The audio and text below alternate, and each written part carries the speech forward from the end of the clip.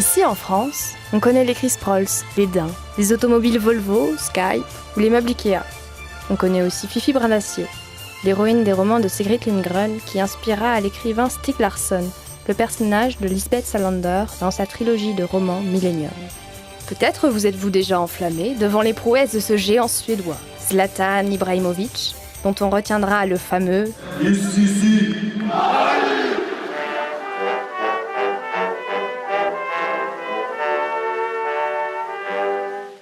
La Suède est une monarchie constitutionnelle, mais aussi l'un des pays les plus démocratiques au monde. On retrouve à Stockholm, capitale construite sur 14 îles, le lieu de résidence officiel de la famille royale, ainsi que le Riksdag, le Parlement. Nous avons voulu en connaître un peu plus sur ce peuple, en nous penchant sur la communauté suédoise présente dans notre capitale. Situé dans le Marais, l'hôtel de Marle organise des expositions, des concerts et des séminaires visant à faire connaître la culture artistique suédoise, tout en invitant ses visiteurs à aller faire un tour dans son café pour y déguster d'authentiques gâteaux suédois.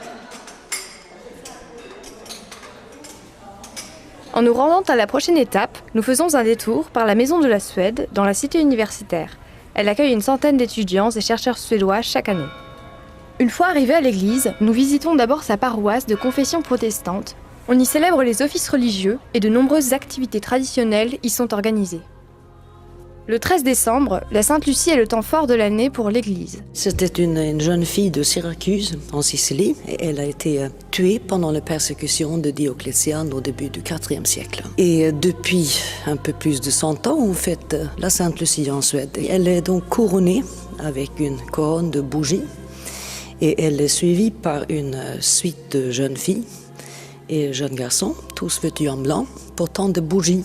Et donc ce sont des défilés chantés avec des chansons de Sainte-Lucie et de Noël.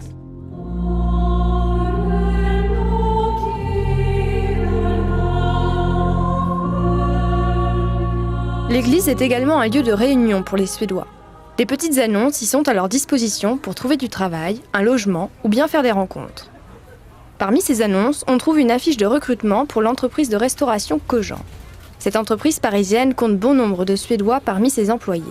C'est chez elle, à Pantin, que nous retrouvons Sarah, 27 ans, et Louise, 29 ans, deux anciennes employées de Kojand, venues à Paris pour faire des études de stylisme et qui ont décidé de s'installer définitivement en France pour suivre leur parcours professionnel.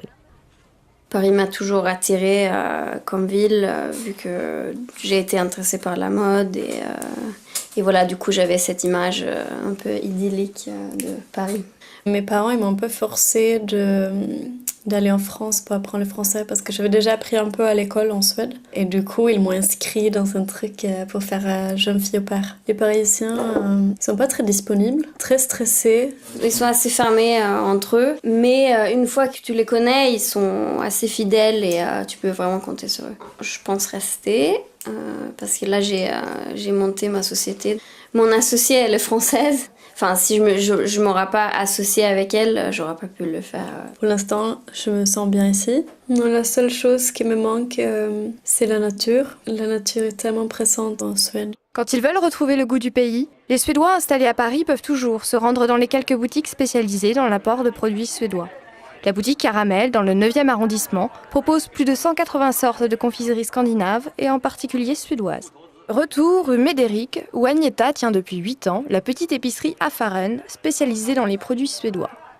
On y trouve par exemple des harengs aux sauces ou de la viande de renne, ainsi que des brioches à la cannelle préparées par Agneta elle-même. Hejsan och välkommen till Svenska affären i Paris. Pourquoi j'ai ouvert cette épicerie? C'est parce que j'ai travaillé avant pendant pas mal des années à l'église suédoise. Il y a une kermesse chaque année là-bas. Les gens qui venaient visiter ça, ils disaient que c'est dommage qu'on ne peut pas trouver tous ces produits toute l'année à Paris. Ça m'a travaillé et après j'ai pensé que quelqu'un doit le faire et alors finalement c'était moi. Les employés ici, ils sont tous suédois. Il y a celles qui sont de la double nationalité. Il y a beaucoup de clients qui ne savent pas parler français. Si on parle les deux, donc c'est l'idéal. La clientèle, c'est disons moitié-moitié, à peu près moitié suédois, moitié français et beaucoup d'autres nationalités aussi.